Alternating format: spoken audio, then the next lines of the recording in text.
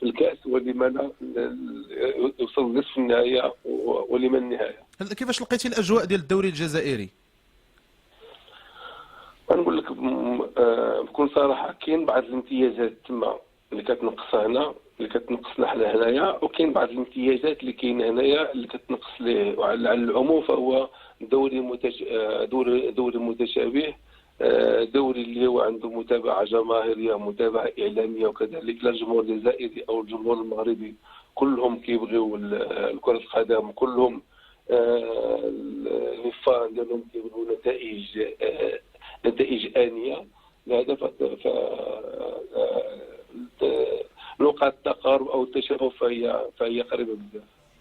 زكي، يعني غنستغلوا الفرصه، غنكونوا شويه استغلاليين وانت معنا، باش غير نسولك غير واحد السؤال.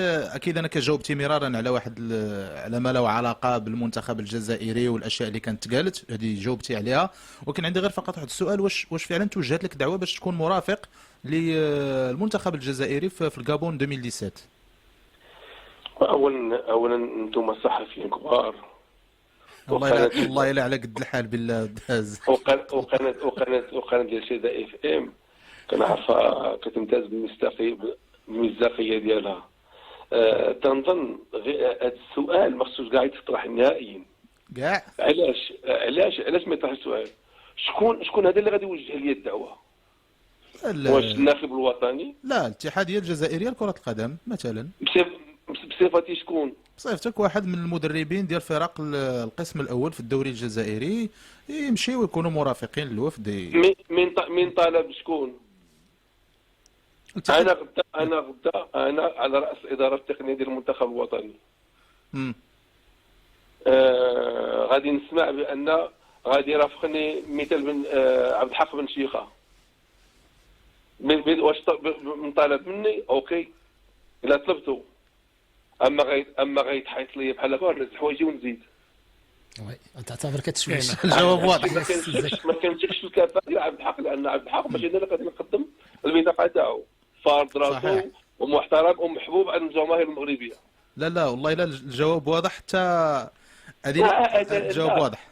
هادو اللي كيروجوا الاشاعات عوض يقلبوا باش يسيئوا ليا ويقلبوا يلهيوا عباد الله. لا ما كاين حتى شي اساءه. لا سي زكي، والله سي زكي ما كاين حتى شي اساءه. وحنا فقط يعني فاش جيت نطرح السؤال طرحناه يعني استغلالا للفرصه اللي انت معنا. المواقع ولا بعض الصحف ما كتدوي على هذا الشيء، والواقع لا غدوي على الزكاه، غدوي على الوزداد، على النتائج اللي محقق سواء سلبيه او ايجابيه. غدوي على المنتخب الجزائري اللي قريب باش اللي شنو السيادات تاعو، او المنتخبات الافريقيه. غدوي على المنتخب المغربي، على السيادات تاعو، على المقابلات الحبيه اللي غادي يلعب. هذا هو الحدث، ماشي الزكي كيف في الوزداد كتقول له غادي يمشي المرافق. شكون قالها لك؟ من عند من جات؟ سي زكي، انا غنخليو الجزائر وغنجيو للمنتخب الوطني. انا سافرت معك شحال من مره المباريات الافريقيه، وشفت كيفاش كتعامل سي زكي مع اللاعبين، كيفاش المهم هذا بين قوسين. سي زكي، كيفاش كتشوف الحظوظ ديال المنتخب الوطني في الغابون؟ وبغيتك تدوي لي على ابعاد بعض اللاعبين اللي كانوا في فتره سابقه من العناصر الاساسيه في التشكيله ديالك. والمنتخب المغربي فهو منتخب بكل صراحه عنده جميع الامكانيات باش يمكن له يتفوق ويدير يمكن في المستوى ويمحي دوك النتائج السلبيه اللي كانت في السابق.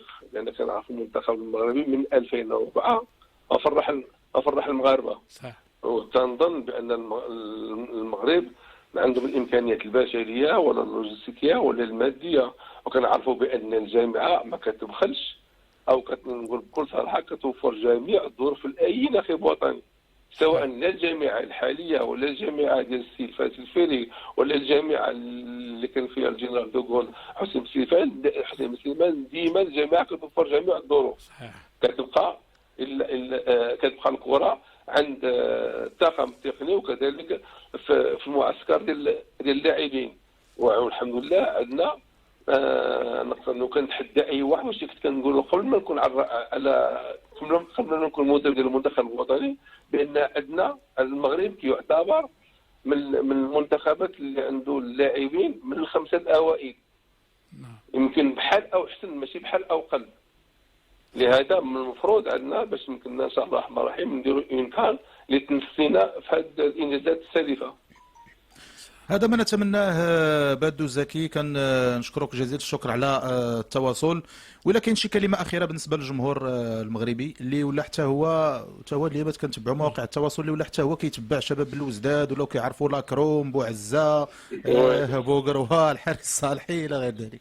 اولا انا كنشكر الجمهور المغربي وخاصه المتتبعين الزكي والمحبين ديال الزكي، لان كان واحد الجمهور المغربي بصفه عامه بان غنكون احسن سفير وغادي نحمر الوجه ديال الاطار الوطني. ومن المنبر ديالكم كنتمنى التوفيق للمنتخب الوطني في هذه القناه. شكرا لك بادو الزكي، نتمنى اننا نبقاو ان شاء الله على تواصل سواء في المغرب او في